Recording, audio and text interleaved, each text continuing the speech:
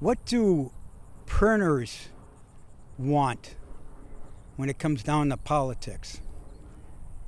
You know, we're going through politicians, we're going through a nasty election here. And I started looking back at my career when I was younger, is when I really realized the impact of the Reagan years, is when I really stepped it up with our family business, investment,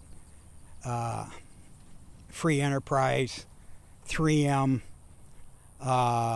invest for the future. But you got to remember, I was only in my 20s. Now, looking back, and now I'm dealing with business owners, second, third generation, fourth generation in some cases, on the sell side. But I'm also working with the buyers. And the buyers are majority of the time private equity. Big companies, big business, not small business. When I say small business, I'm talking less than $5 million EBITDA. A $2 million EBITDA in the printing industry is basically average or below average, depending on the sales. But the bottom line is profitability. But when I look at the situation now, and I look at Democrats and Republicans, what's best for a business, a printing business? And I have to admit, what I look at is what's best for the company, what's best for the investment. Not only for your family, I'm talking about the company. What's best for the company? And everything is getting to be out of control. And you have to take that into account. In the old days, we used to have 3, 5, 10-year strategic plans, and we could count on certain things. Can't do that today. Can't do that today. It's really rough to be young and have a young family, how to bring up kids, how to provide. Social Security, I didn't realize that Social Security would be such a big thing in my personal life. I never really looked at it like that. But today, it's as long as I live, I got cash flow. And, you know, and the way I looked at it, I always looked at it where I had goals for budgets and revenue. I had to generate so many dollars to make sure that my people were paid. We made a profit so we could be sustainable and move on. And believe me, there's many years in my 50-year career that I claimed a loss. And then, thank God, I stuck to it. I've been on my own since 1990, okay? Since I was, I was born in 54.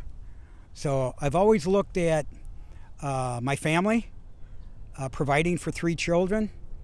I've been married in the past. I had to provide. There's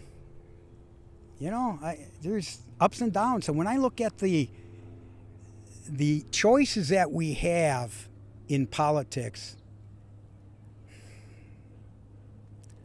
I really don't know who can really trust, who's transparent. And over the next 4 years, the next 8 years, whoever gets in. But I will tell you this. Reagan made a difference to our family and our employees. We went from 32 employees in 1980. And over those 8 to 10 years, we were at 150 employees. And that's because of Reagan's regulation policies, his tax incentives, and so on. Not only business, personal. And in my case, I enjoyed that because I learned how to save. My parents taught me how to save for a rainy day, live within my means, and I took a lot of risks in my 50 years. And this election doesn't probably really matter for me, but it does matter for my grandchildren. It matters for my kids, my brothers and sisters and families.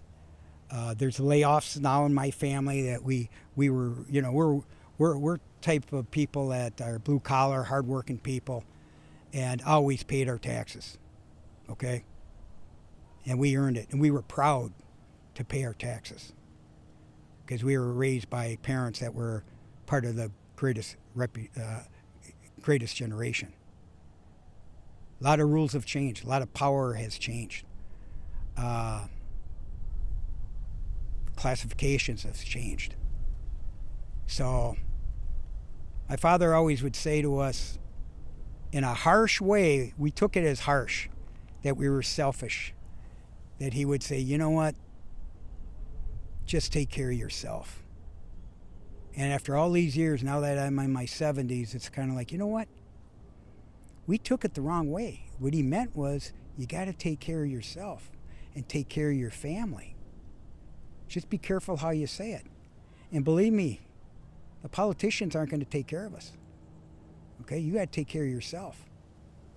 And there's so many people that are unemployed now, and my clients are looking to acquire companies over the last 5 years, 10 years, but now they're looking at poaching and finding the best salespeople that bring value to a company. And there's a lot of people that are available to go out there and rejuvenate. It's kind of like a football team. You switch teams. Why?